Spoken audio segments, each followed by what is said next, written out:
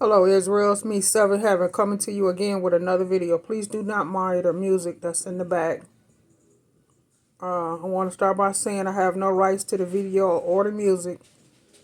It's strictly for educational purposes only. We're going to listen to Woodward TV talking about the arrival of entities or aliens. Let's get into it, Israel. Here's the thing. Time is of the essence, and it is almost up. Metaphorically speaking, we are between the walls of the Red Sea, and those waves could come crashing in at any moment. Do you know what that means? That means that everyone must keep up, myself included. I'm going to have to keep up. And there is no looking back at this moment. It's over back there. The only thing back there is death. And it will catch up to you if you take your time to turn around and look back. Don't look back. God has shown us scripturally that when people look back, they lose their lives. So you either have to keep up or stay ahead of the crowd. So today I want to explore an idea that is rather bizarre and some would say disturbing. And that is the preparations for what I wouldn't say is an invasion, but an arrival. I know many of you can see it too when you make the connections. And you can see that everything that is happening is getting us primed for an event. You may have heard people talk about terraforming our planet to allow for an alien species to live among us. It's purposed to get you ready for the world ahead of you, the new world.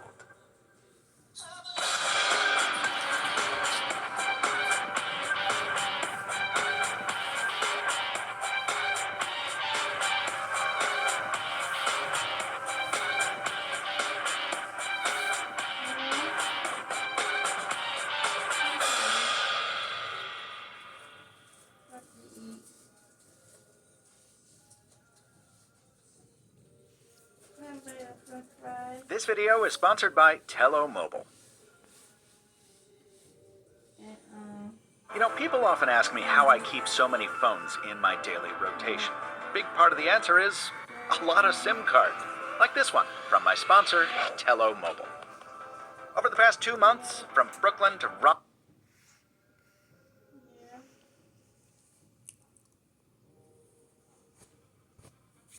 When I say new world, what I mean is we may be entering into a world that is truly stranger than what we consider to be science fiction. I know many of you are familiar with the story of the Anunnaki, or even the story of fallen angels. The idea is that extraterrestrial beings came here a long time ago. And when they did, they altered the course of human existence. Later, there was a reset, a global catastrophe, an extinction-level event where the only escape was by ark. In the biblical narrative, the only ones who escape are Noah and his family. However, in the Anunnaki story, or a version of it, some of the Anunnaki escape by ship, as well as some humans. What happened to those humans? Now here's some news you may have heard recently. NASA hired 24 theologians to study human reaction to aliens. New book. Between heaven and earth, where do aliens fit in? That's the question that NASA hopes theologians at the Center of Theological Inquiry, CTI in Princeton, New Jersey, can answer in a recent effort to understand how humans will react to news that intelligent life exists on other planets. University of Cambridge religious scholar Reverend Dr. Andrew Davidson, who also holds a doctorate in biochemistry from Oxford, is one of the 24 theologians enlisted to help with the project, the Times UK reported last week. I was doing an online search and I came across a book published back in 2013 entitled 2022, What will happen to us when the Anunnaki return to Earth in 2022. Now, I haven't read the book yet, but coming across the title spoke volumes to me. So does anybody else get the feeling that they want to tell us really bad that alien life exists? I know that if disclosure comes, of course, people are expecting them to disclose microbial life, perhaps on Mars or an asteroid or something. But that is really nothing to lose your religion over, right? But okay, let us entertain this scenario. If there was an arrival of alien beings, not an invasion, but a visitation, what if they came here not to help us, but for us to help them? Let's say something large and artificial entered our orbit, stayed there for a while. That alone would cause a paradigm shift. Many things would change here on the surface just for that thing in the sky. Now, I'm going to tell you part of this is real and part of this is set up as a manufactured lie. The real part would be the technology, the craft, the ship. The lie is what comes down off that ship. Something people would not be expecting. You see, the beings that come down off that ship may not look like us and may seem quite alien to us until the lab results of their DNA test come back revealing that they are indeed human. And see, this is where the priests come in. Because I'm going to tell you that is what's going to change people spiritually. When they realize that all this time humans have been living somewhere else other than Earth. And it's all going to be a trick, I'm telling you, a huge scam. Hundreds of years in the making, maybe longer. And when you think about all the time the devil has had to pull this off, people are not going to know what to do about it. You know, we already make adjustments to our lives to accommodate people who have disabilities, who have chronic diseases, who have special needs. We've set up programs for people in need. We've set up all these different types of things to set people up here on Earth.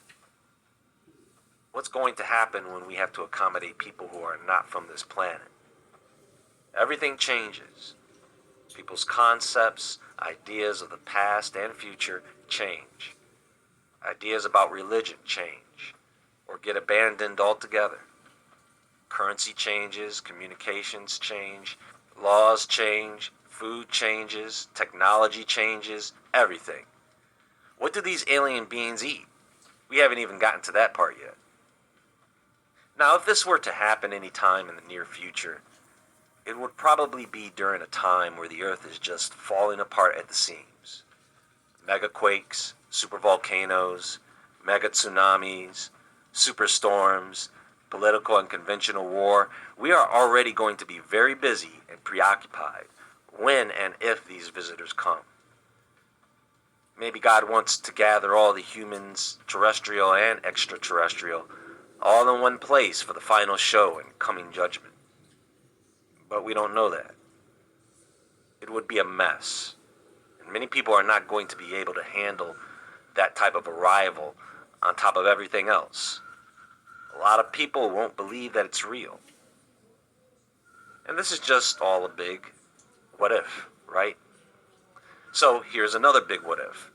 What if some of the human extraterrestrials are already here? Throughout human history, actually throughout all of human history, there have been slaves. The 18th and 19th century slave trades thrived as a result of colonial powers. And even today there is a massive black market evolving around trafficking. People are smuggled across borders, kidnapped. We keep people in prisons for years. People were at one time and are today kept in camps. They are tortured and experimented on. There are even cases where humans have been isolated from other humans for their entire lives. All that happens on this planet with rules and governments.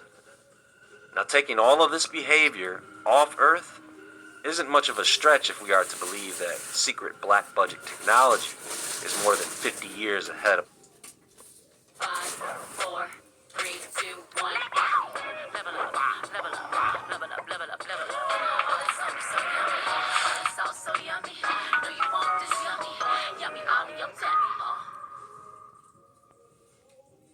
instead of what is made known to the public. So think about this. What happened here in America after slavery ended? Former slaves had to find lost loved ones or family. They had to find jobs and homes.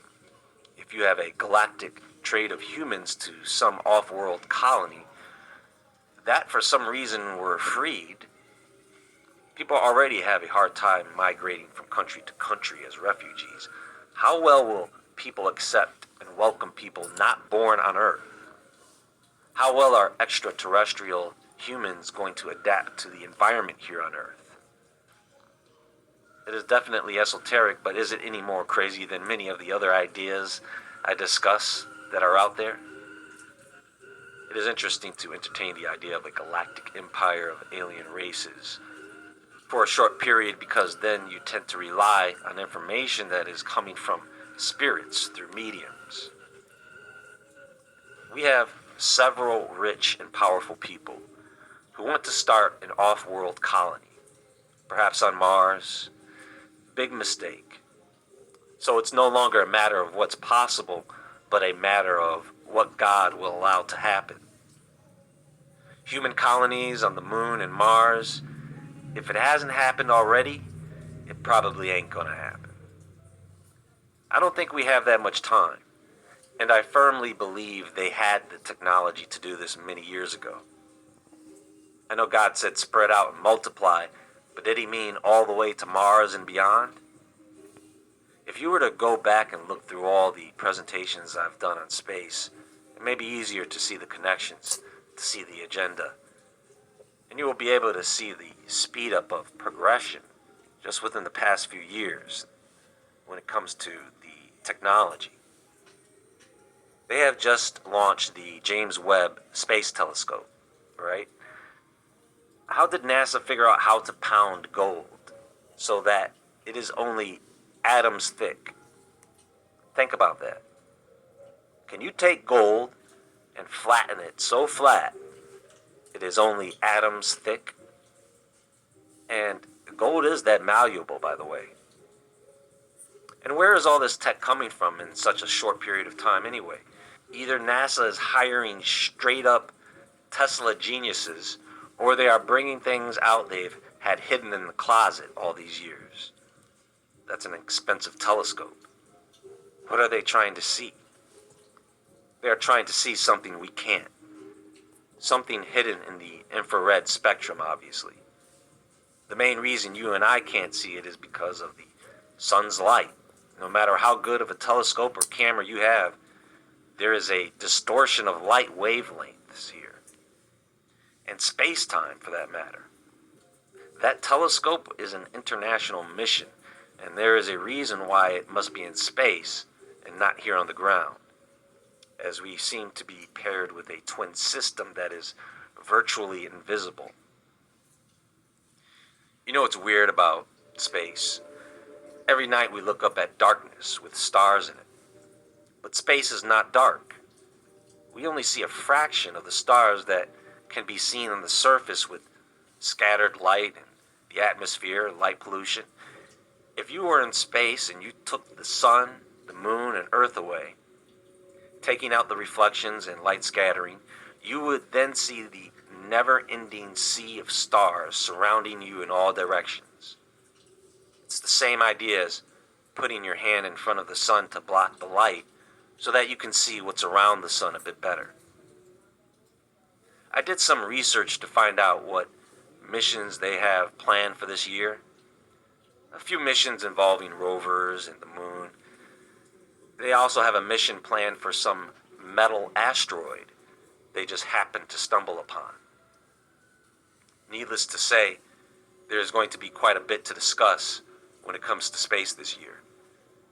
It will be unavoidable and hard to ignore some of the discoveries and innovations we will learn of as well. Not to mention the increase in fireballs and asteroid near misses, all leading up to a meteor event. Large enough to get the world's attention, but small enough to where not too many people are hurt, I pray.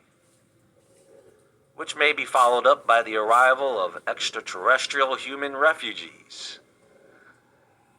There is more to come. We are just getting started. Be sure to visit WoodwardEntertainment.com All right, and the Woodward Israel. Entertainment Store. Take it for Thanks what for it's spending worth. time with me today. You can Much follow love, me on Israel. Instagram at jwoodward.